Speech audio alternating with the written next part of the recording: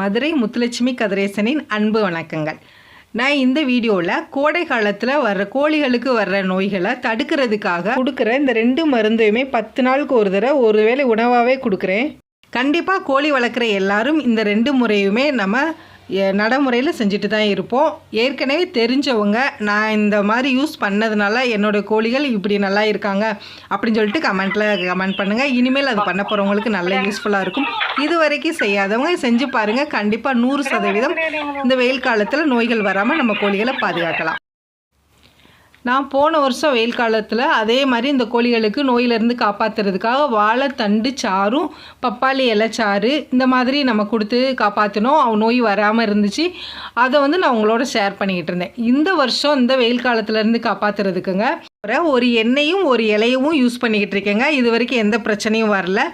அது எல்லாருமே உங்களுக்கு தெரிஞ்சது தான். ஆனால் அதை நான் அவங்களுக்கு உணவாகவே நான் கொடுத்துக்கிட்டு இருக்கேன். அது எப்படி கொடுக்குறேன்னு சொல்லிட்டு உங்களோட ஷேர் பண்ணிக்கிறேன். வாங்க வீடியோக்குள்ளே போகலாம். அதாவது அந்த எண்ணெயும் அந்த இலையும் கொடுக்கும் பொழுதுங்க கோடை காலத்தில் வரக்கூடிய வெள்ளைக்கழிச்சலில் ஆரம்பித்து அவங்க குறுகி நிற்கிற அந்த கோழிகள் குறுகி நிற்பாங்கள்ல அந்த பிரச்சனையிலேருந்து அம்மை வரைக்கும் எந்த நோயுமே வராதுங்க. 100% வராது.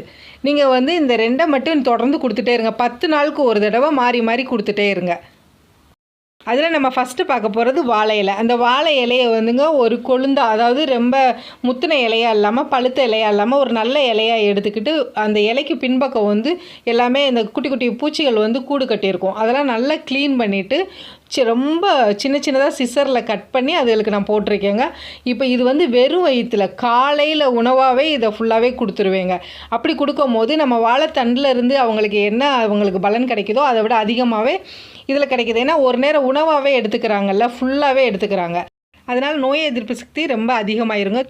ஒருவேளை இந்த வீடியோ பார்க்கும்பொழுது உங்களோட கோழிகளுக்கு வெள்ளைக்கழிச்சல் இருக்குது அப்படின்னு சொன்னாங்க, ஒரு 2-3 சொட்டு வாயில் நேரடியாக வேப்பெண்ணெயை விட்டுட்டு அவங்களுக்கு வாழைத்தண்டோ வாழை இலையோ சாறு எடுத்து தவிடில் மிக்ஸ் பண்ணிங்க அவங்களுக்கு கொடுங்க. கண்டிப்பாக சாயந்தரத்துக்குள்ளே அவங்கக்கிட்ட நல்ல முன்னேற்றம் பார்ப்பீங்க.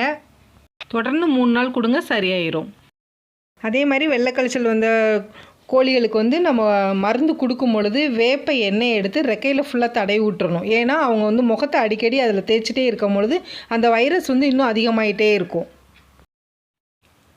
இந்த வாழை இலையை கட் பண்ணி போடுறது மாடியில் இருக்கிற கோழிகளுக்கு மட்டும்தான் நான் போட்டுட்ருக்கேன். இப்போ கீழே மேய்ச்சலில் இருக்கிறவங்களுக்கு போடும் பொழுது அந்த கோழிகள் சாப்பிடாதுங்க. ஏன்னா ஏற்கனவே அவங்களுக்கு புல் எல்லாம் ரொம்ப ஈஸியாக கிடைக்கும். அதனால வாழை இலையை கட் பண்ணி போடும்போது சாப்பிடாது. அதனால நம்ம என்ன செய்யலாம் அப்படின்னா மிக்சியில் வாழை தண்டவோ வாழை இலையவோ அடித்து நல்லா சாறு எடுத்து அதை அதில் தவிடில் மிக்ஸ் பண்ணியோ கொடுத்துடலாம். இப்படி கொடுக்கறதுனால நம்ம மேய்ச்சலில் இருக்கிற கோழிகளையும் நம்மளுக்கு நோய் வராமல் நம்ம பாதுகாத்துக்கலாம். இப்போ நோய் வராமல் நம்ம நோய் எதிர்ப்பு சக்தி அதிகமாக்குறது தான் நம்ம நோய் வராமல் இருக்கிறதுக்கு முன்னெச்சரிக்கையாக எடுக்கிற நடவடிக்கையாக இருக்கும். அப்படி நம்ம அடுத்து செய்கிறது வேப்ப எண்ணெய். வேப்ப எண்ணெய் கோழிகளுக்கு நோய் வர்றதுக்கு முன்னாடியும் வந்ததுக்கு அப்புறமும் அதிலிருந்து அவங்கள காப்பாற்றுறதுக்கு உள்ளுக்கு கொடுக்குற மருந்தாகவும் வெளிப்பூச்சாகவும் உள்ள அருமருந்து. எப்படி கொடுக்குறது அப்படி சொன்னால் நம்ம கோழி குஞ்சுகள் இருக்காங்களா அவங்களுக்கெல்லாம் நம்ம இங்கு பில்லர் இருக்குல்ல அதில் எடுத்துகிட்டு ஒரு சொட்டு காலையில் ஒரு 10 நாளுக்கு ஒரு தடவை கொடுங்க. ஒரு சொட்டு வாயில் கொடுத்து விட்ருங்க. நான் பெரிய கோழிகளுக்குங்க ஒரு நேரம் உணவாகவே தான் கொடுப்பேன். அது மாடியில் இருக்கிறவங்களுக்காக இருந்தாலும் சரி, மேய்ச்சலுக்கு போகிறதுக்கு அவங்க மேய்ச்சலுக்கு போகிறவங்களா இருந்தால் மேய்ச்சல் போகிறதுக்கு முன்னாடி அந்த காலையில் எழுந்துச்சி வெளியில் திறந்து விடுவோம்லே அப்போ கொடுப்பேன். மாடியில் இருக்கிறவங்களுக்கு காலையில் கொடுப்பேங்க.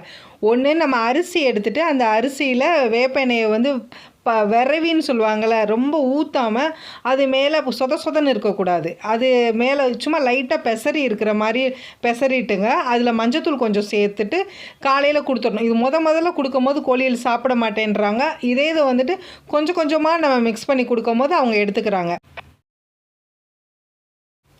நான் என்னோடய கோழிகளுக்கு எப்படி அம்மை வருது அப்படி சொல்லிட்டு ஃபஸ்ட்டே கண்டுபிடிச்சிருவேன் அப்படின்னு சொன்னால் அந்த கோழி கண்டிப்பாக கொஞ்சம் சோர்வாக தனியாக இருக்கும். அதை விட அதோடைய முகத்தில் ஒரு மாதிரி வெள்ளை கலர் ஃபஸ்ட்டு அது புண்ணாக நமக்கு தெரியாது. ஃபஸ்ட்டு வெள்ளை கலரில் ஒரு சின்னதாக உருண்டையாக இருக்கும்.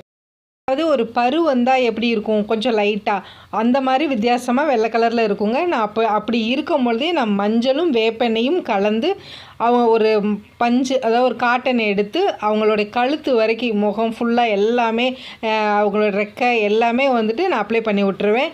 அப்படி நீங்கள் உடனே பார்த்துட்டிங்கன்னா மறுநாள் காலையிலேயேவுங்க அந்த இது வந்து மறுபடியும் புண்ணாகாது, அப்படியே அமுங்கிரும். அந்த மாதிரி தான் நான் வந்து அம்மை வர்றதுக்கு முன்னாடி பாதுகாத்துக்கிடுவேன். இது வந்து கோழி நோய் வர்றதுக்கு முன்னாடி செய்வோம். ஒருவேளை இப்போ வெள்ளை கழிச்சலோ இல்லை அம்மையோ வந்துருச்சு அப்படின்ற பட்சத்தில் அந்த கோழியை தனிமைப்படுத்திங்க. இப்போ வெள்ளை கழிச்சல் வந்திருக்கு அப்படி சொன்னால் வாயில் வந்துட்டு ஒரு 2-3 சொட்டு டைரெக்டாகவே வந்துட்டு நீங்கள் இங்கு பிள்ளரில் எடுத்து அந்த வெள்ளைக்கழிச்சல் வந்த கோழிக்கு கொடுத்துருங்க. அதோடைய உடம்புல வந்து ஒரு காட்டனை எடுத்து ஒரு பஞ்சை எடுத்து அதில் கொஞ்சோன்னு வேப்ப எண்ணெயை நினச்சிங்க. அது உடம்புல ரெக்கையில் எல்லாம் தடவி விட்டுறணும். ஏன்னா அவங்க வந்து அந்த ரெக்கையில் தான் வந்து அந்த மறுபடியும் முகத்தை தொடச்சிக்கிட்டே இருக்கும் போது அந்த வைரஸ் வந்து மறுபடியும் உற்பத்தி ஆகிக்கிட்டே இருக்கும். அதனால் நான் இப்படி தான் செஞ்சு விடுவேன்.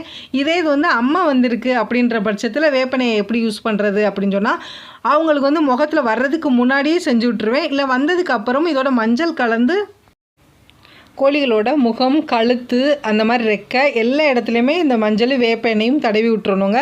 அதே மாதிரி கண்டிப்பாக அம்மை வந்த கோழியை வந்து தனியாக தான் வைக்கணும். தண்ணியெல்லாம் தனியாக தான் கொடுக்கணும். உணவும் தனியாக தான் கொடுக்கணும். இந்த உணவும் தண்ணியும் சேர்த்து வச்சோம்னா இது வரைக்கும் அம்மை வராத கோழிகளும் அந்த தண்ணியை குடிக்கும் போது அவங்களுக்கு உடனே பரவும். அதனால் இவங்களை தனிமைப்படுத்தி தான் வைக்கணும். வெயில் காலத்தில் வரக்கூடிய வெள்ளைக்கழிச்சல், அம்மை, குறுகி நிற்கிறது எல்லா நோய்களுக்குமே இந்த எண்ணெயும் இந்த இலையும் போதுங்க. நீங்கள் வீட்டில் ட்ரை பண்ணி பாருங்கள். உங்கள் கோழிகளுக்கு ட்ரை பண்ணிவிட்டு இதோடைய பயன் எப்படி இருந்துச்சுன்னு கண்டிப்பாக கமெண்ட்டில் சொல்லுங்கள். நீங்கள் கமெண்ட்டில் சொல்கிறது எனக்கு ஒரு என்கரேஜாக இருக்கும். சேனலுக்கு சப்போர்ட் பண்ணுங்கள் ஃப்ரெண்ட்ஸ். உங்களோட ஃப்ரெண்ட்ஸு கோழி வளர்த்தாங்கன்னா அவங்களுக்கும் ஷேர் பண்ணி விடுங்க. தேங்க்யூ ஃபார் வாட்சிங்.